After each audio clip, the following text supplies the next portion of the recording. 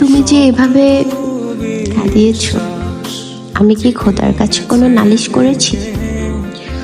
তুমি যে এভাবে চলে গিয়েছো, আমি তো কোনো অভিশাপ দেইনি, বরং প্রার্থনা করেছি যেখানে থাকো সুখে থাকো। খোদার কাছে সর্বদা এটাই প্রার্থনা করি।